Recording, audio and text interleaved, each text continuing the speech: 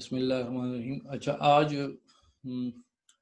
हमने basically threads के ऊपर डिस्कशन करनी है।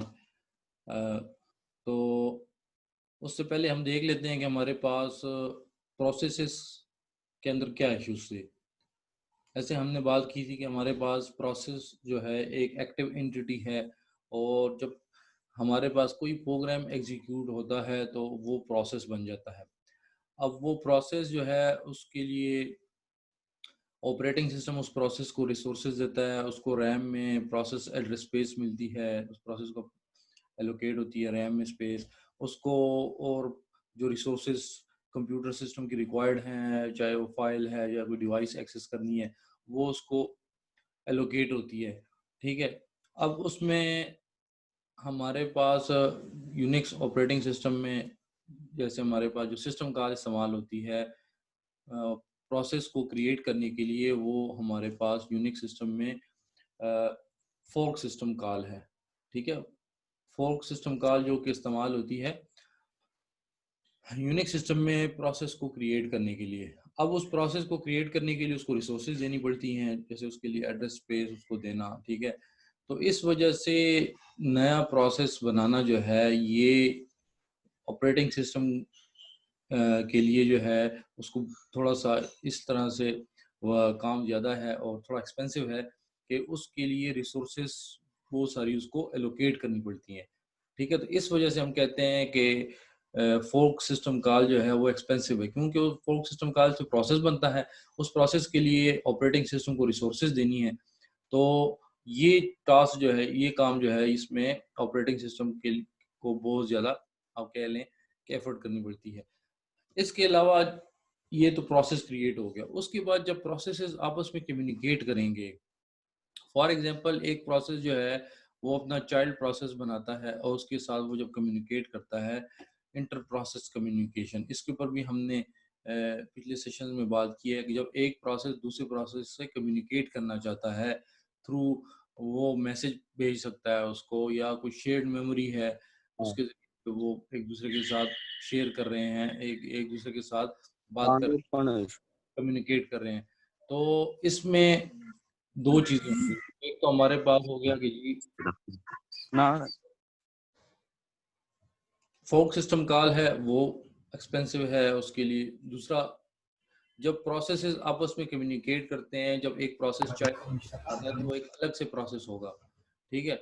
तो वो भी मुश्किल उसके लिए भी काफ़ी जो है उसके लिए काफ़ी जो है उसके जो उसके लिए मैकेनिज्म है, ठीक है, वो भी उसके लिए इम्प्लीमेंट करना होगा, और चाहे मैसेज पासिंग है जो भी है, तो काफ़ी कॉम्प्लेक्स हो जाएगा कम्युनिकेशन। इंटर प्रोसेस कम्युनिकेशन इतनी आसान नहीं होती। तो ये दो इश्यूज हैं बड़े बड़े हमारे पास प्रोसेसेस के अंदर। तो इसका जो हमारे पास नेक्स्ट जो है वो सर ये सॉल्यूशन, आईपीसी के किस चीज की एब्रीविएशन है sir? Inter passes? Inter process communication, IPC, inter process communication. Yes अच्छा। तो सर, ये जरा दोबारा समझाएं सर। अच्छा,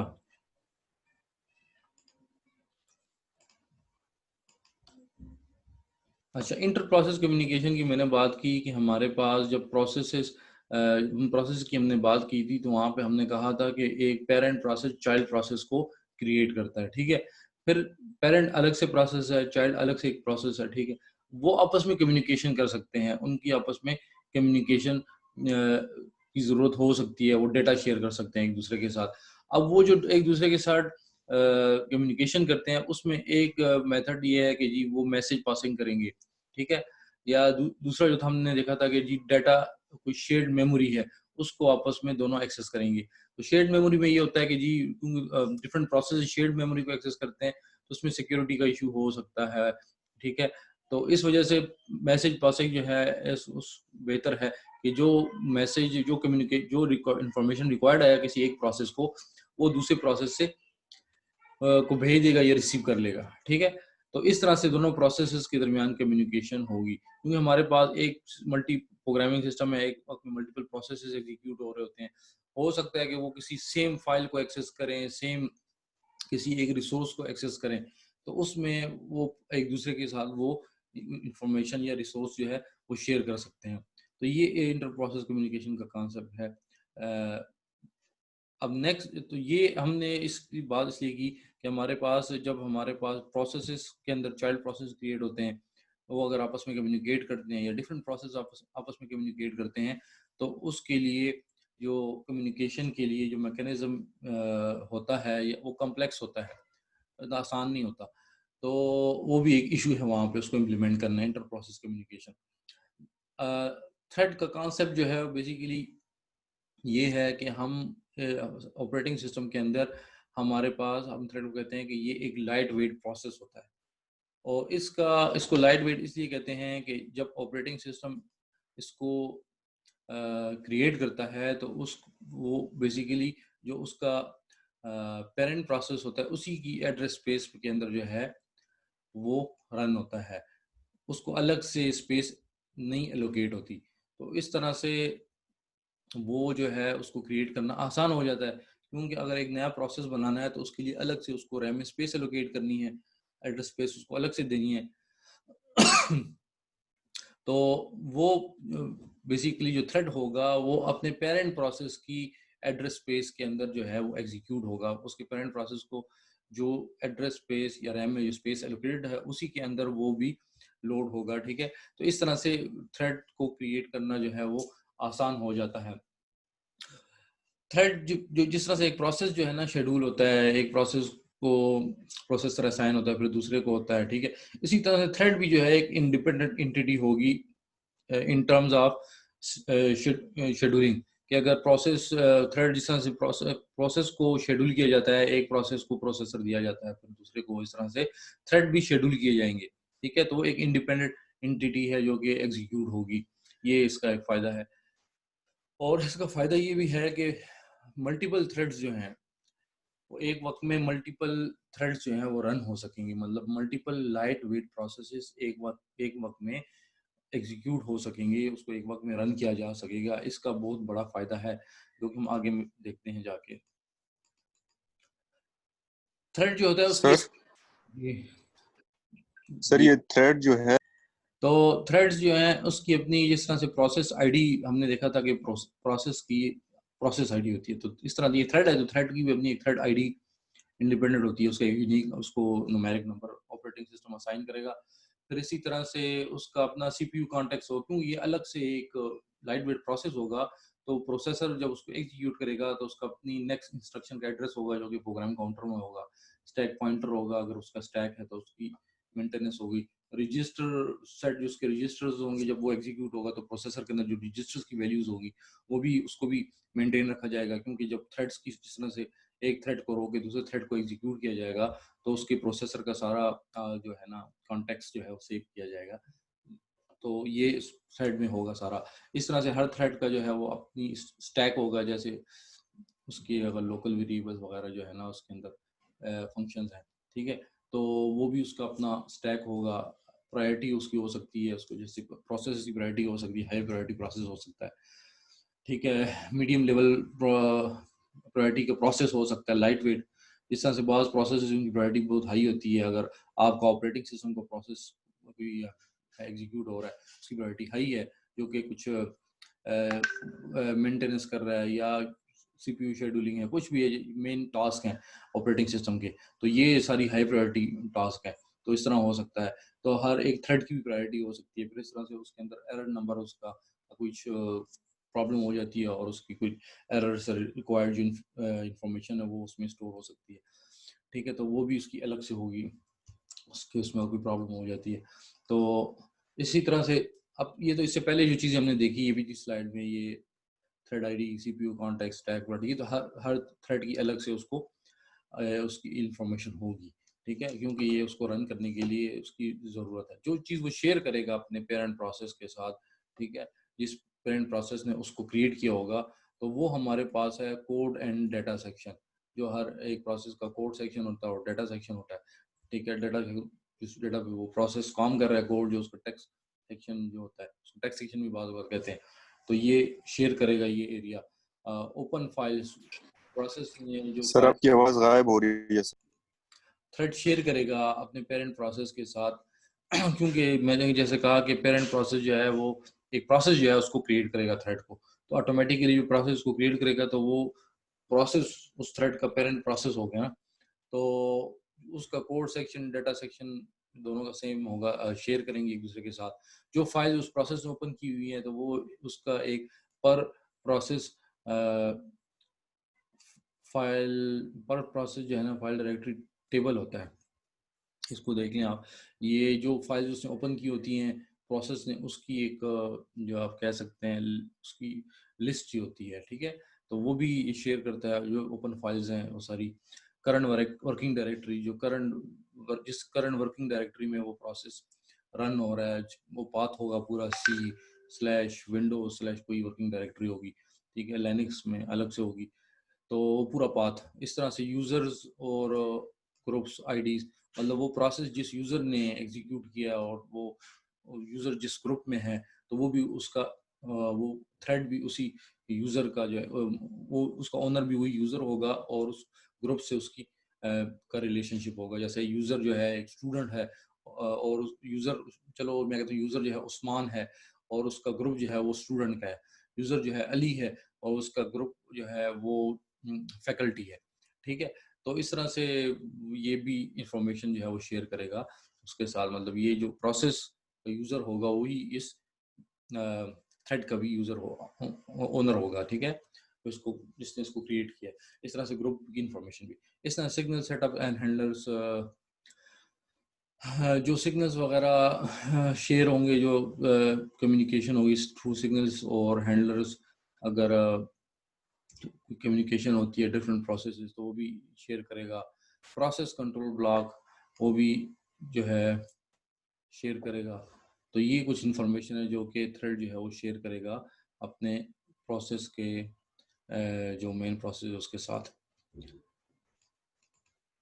ये आप देख सकते हैं हमारे पास, आपको स्लाइड में नज़र आ रहा है कि हमारे पास अगर एक सिंगल थ्रेडेड प्रोसेस है और उसके मुकाबले में मल्टी थ्रेडेड प्रोसेस है तो वो किस तरह से होंगे आप यहाँ पे देखें।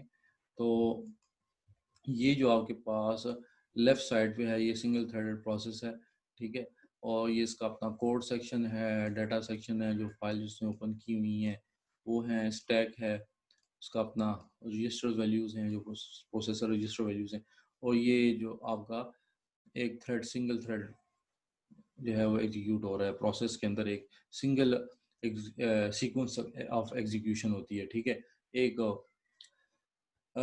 आपका प्रोसेस जो है उसके अंदर सिंगल जो है कंट्रोल ऑफ सीक्वेंस होता है और उसमें एक एग्जीक्यूशन होती है। इसके मुकाबले में मल्टी थ्रेडेड जो प्रोसेस है उसके अंदर हमारे पास देखें तो कोड और डाटा सेक्शन उसी तरह से फाइल सेम है और हर एक थ्रेड जो है उसका अलग रजिस्टर वैल्यूज है, मल्टीपल थ्रेड्स हैं। यहाँ पे इस सेकंड राइट साइड के ऊपर जो एक डायग्राम है इसमें तीन थ्रेड, एक प्रोसेस के अंदर तीन थ्रेड जो है वो एग्जीक्यूट हो रहे हैं, ठीक है।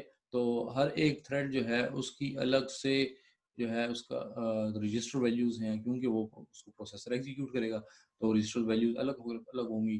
तो ये इसके लिए तो स्टैक अलग होगा। तो ये तीन जो हमारे पास मल्टी थ्रेडेड जो हमारे पास जो यहाँ पे इन्वायरमेंट नज़र आ रही है इसमें तीन थ्रेड्स हैं और एक साइड पे एक थ्रेड है।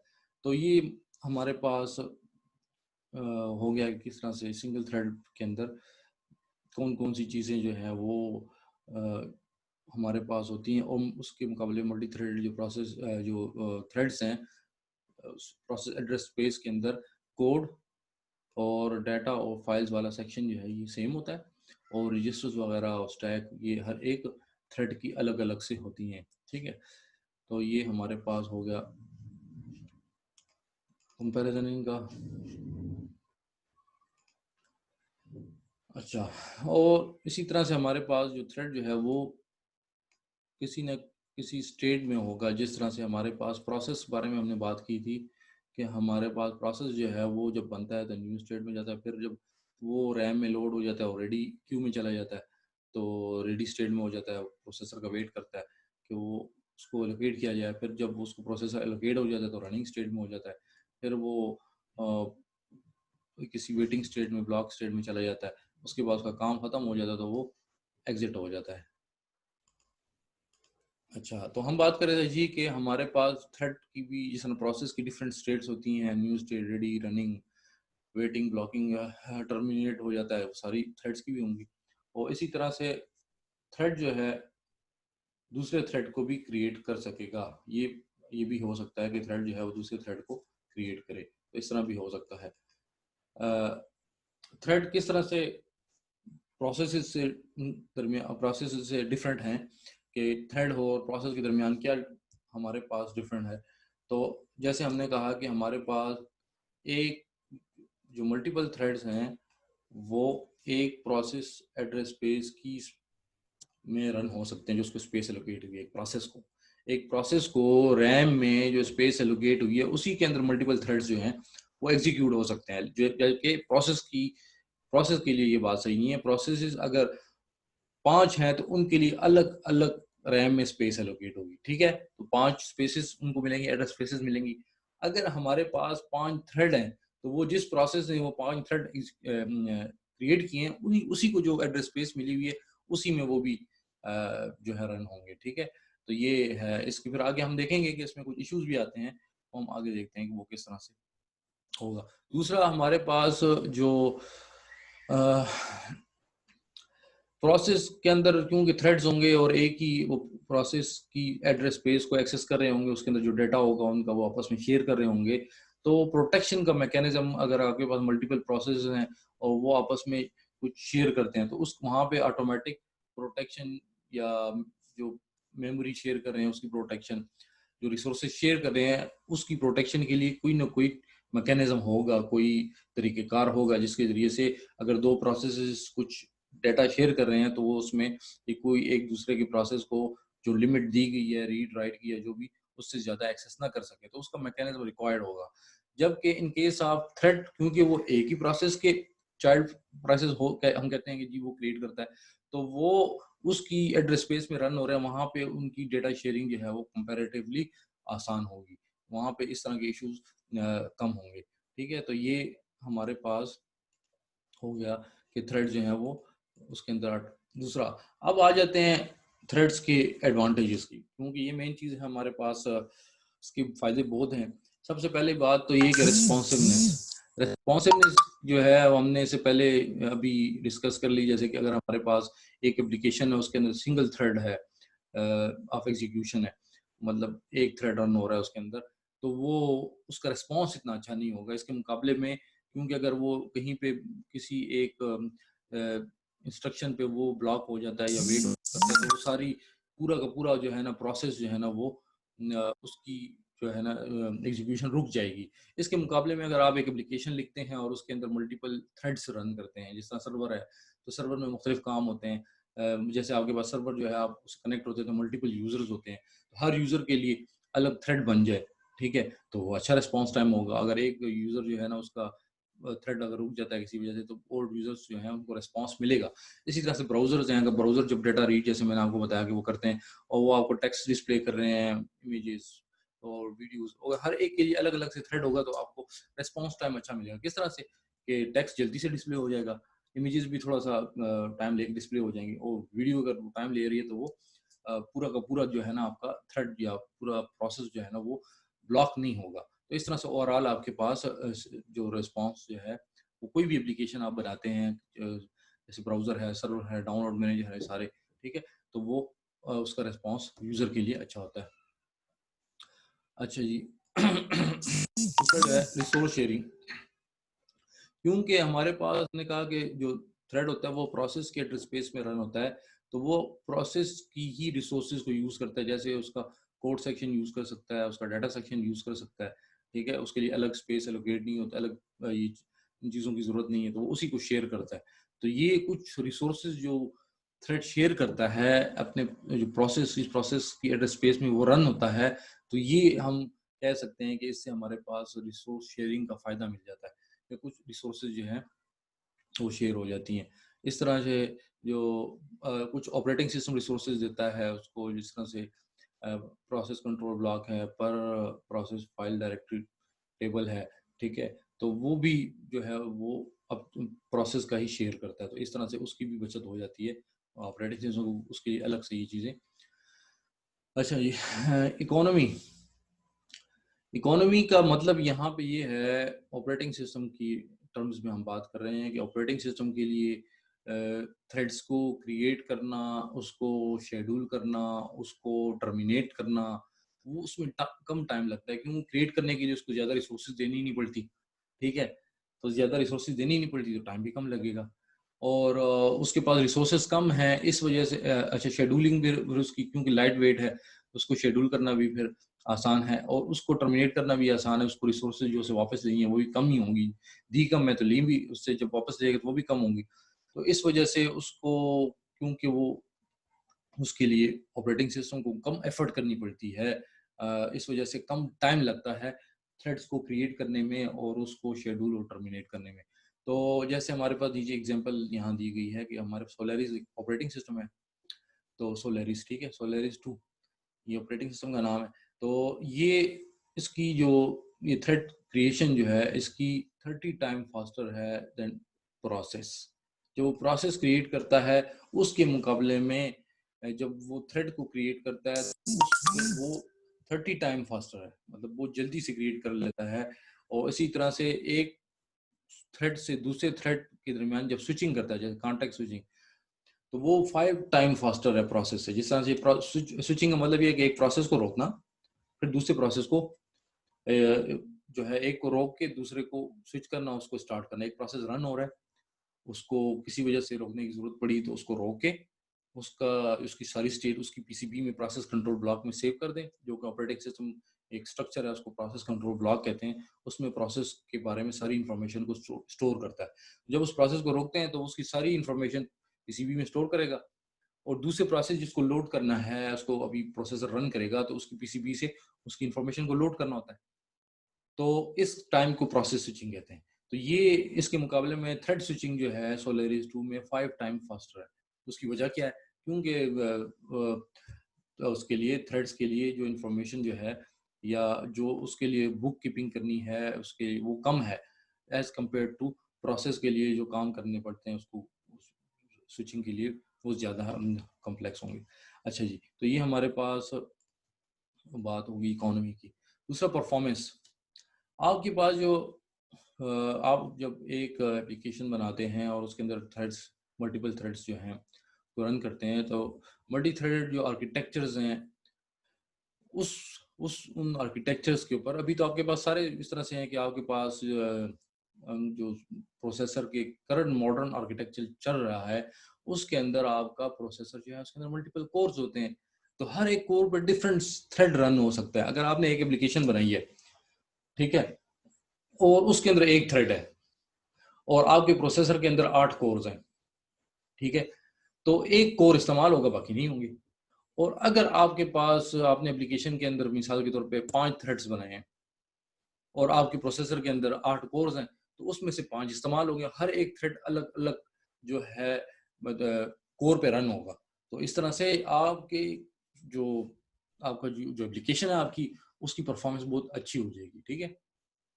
और इस तरह से आर्किटेक्चर डिज़ाइन किए गए जैसे इंटेल का P4HT, जो कि हमारे पास जो ऐसी एप्लीकेशन जिसमें मल्टीपल थ्रेड्स हैं उनको बहुत ज़्यादा अच्छी तरह से एग्जीक्यूट करते हैं, तो परफॉर्मेंस अच्छी होगी। और मल्टी इसका ये कि आपके एक वक्त में मल्टीपल थ्रेड्स भी रन होंगे, ठीक है, वो सारे एक ही वक्त में रन होंगे, क्योंकि आपके पास अभी आपके जो मॉडर्न आर्किटेक्चर है उसमें मल्टीपल प्रोसेसिंग कंपोनेंट्स हैं, यूनिट्स हैं, ठीक है, कोर हम कहते हैं जिसको।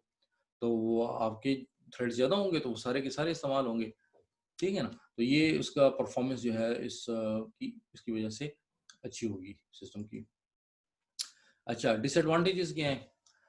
डिसएडवांटेजेस, हमने जैसे एडवांटेज में रिसोर्स शेयरिंग की बात की, तो इसी तरह से ये डिसएडवांटेज में भी आ जाता है, क्योंकि रिसोर्स शेयर जब शेयर होती है कोई चीज़, तो फ़ायदा तो हो जाता है कि अगर कोई चीज़ शेयर हो सकती है, लेकिन नुकसान भी होता है ना। नुकसान ये होता है कि अगर सेम टाइम पे रिसोर्स की ज़रूरत हो तमाम को, ठीक है, तो वो उसमें सिंक्रोनाइज़ेशन की भी ज़रूरत होगी। फॉर एग्ज़ाम्पल अगर थ्रेड्स रन हो रहे हैं, एक ही प्रोसेस की एड्रेस स्पेस में, उसमें कोई डेटा एक्सेस करना चाह रहे हैं और एक ही टाइम पे सारे राइट करना चाह रहे हैं डेटा को, ठीक है? तो फिर तो सिंक्रोनाइज़ेशन की ज़रूरत है कि सबको एक वक़्त में अलाउ ना किया जाए तो वो भी इसकी ये जो डेटा राइट करने के लिए कोई मैकेनिज्म होगा कि जी एक वक्त में एक ही थ्रेड जो है उसको राइट कर सके उस डेटा को, ठीक है। तो इस तरह बात होगा, तो जब ये होगा तो फिर उसके अंदर थोड़ा सा ये जो सोर्स शेयरिंग जो है इसको हम कह सकते हैं कि ये, क्योंकि अब अलग से सिंक्रोनाइजेशन की जरूरत है तो मुश्किल हो जाएगा, तो ये डिसएडवांटेज में आ जाएगा। दूसरा जो इस तरह के प्रोग्राम्स हैं, अगर आप ऐसी एप्लीकेशन बनाएं जिसके अंदर आप ने मल्टीपल थ्रेड्स रन कर रहे हैं, तो उसको डिबग करना और उस पहले तो उसको लिखना भी आसान काम नहीं है, उस प्रोग्राम को लिखना भी इतना आसान नहीं है, डेवलप करना ऐसा सॉफ्टवेयर, और फिर उसके अंदर डीबगिंग करना, उसके अंदर कोई प्रॉब्लम आ जाती है, वो भी इतना आसान नहीं है, क्योंकि अक्सर उसमें वो जो है ना एक ही टाइम पे मल्टीपल थ्रेड्स रन हो रहे होते हैं और सेम डेटा को एक्सेस कर रहे होते हैं, और उसमें बाज़ का समझ नहीं आ रही होती कि क्या गलत हो रहा है, तो कौन किस वजह से जो है ना प्रॉब्लम आ रही है। तो सिंक्रोनाइजेशन बहुत इसका एक कॉम्प्लेक्स इसके अंदर टास्क होता है कि आपने वो अगर मल्टीपल थ्रेड्स रन हो रहे हैं एक ही एप्लीकेशन के अंदर, तो उनके अंदर बाज़ औक़ात उनकी जो ऑपरेशंस है उनको सिंक्रोनाइज़ करना मुश्किल हो जाता। हालाँकि काफ़ी जो लाइब्रेरीज़ हैं जो कि आपको ये फैसिलिटी देती हैं, वो सिंक्रोनाइज़ेशन के लिए भी आपको कुछ ना कोई मैकेनिज़्म देती हैं जिससे आप इनको इनके एक्शंस को सिंक्रोनाइज़ कर सकते हैं, इनके ऑपरेशंस को। लेकिन स्टिल ये मतलब काफ़ी डिफ़िकल्ट काम है इस तरह के एप्लीकेशंस बनाना जिसके अंदर मल्टीपल थ्रेड्स हों। अच्छा, ये हमारे पास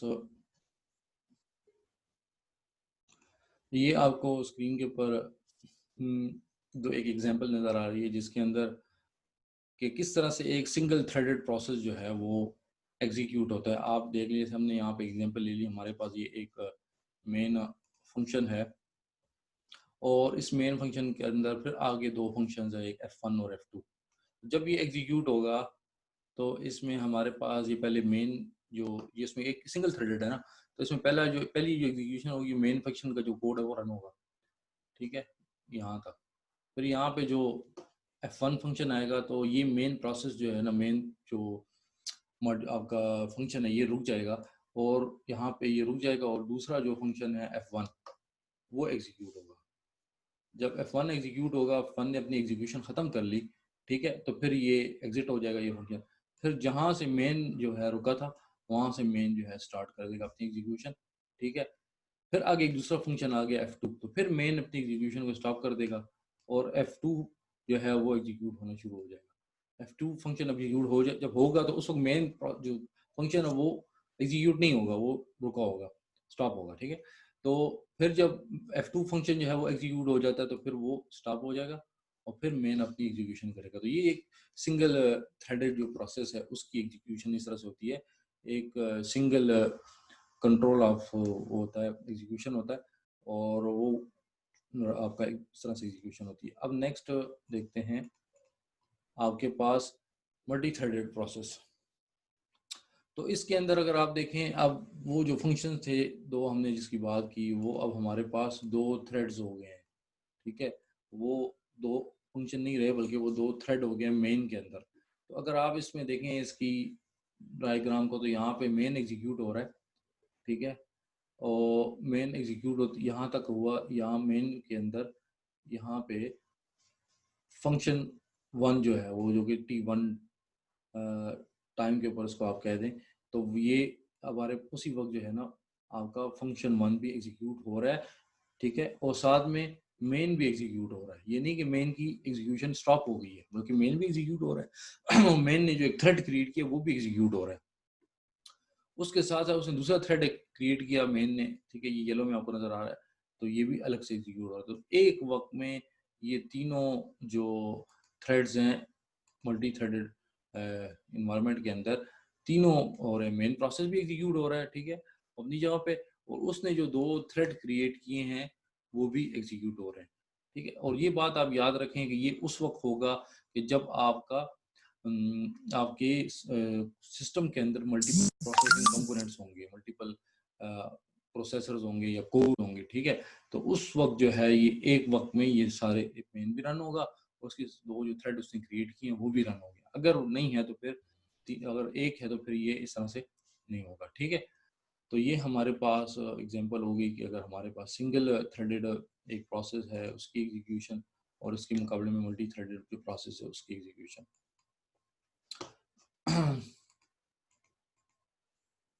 अच्छा जी, इसके बाद जो है हमारे पास जी इसको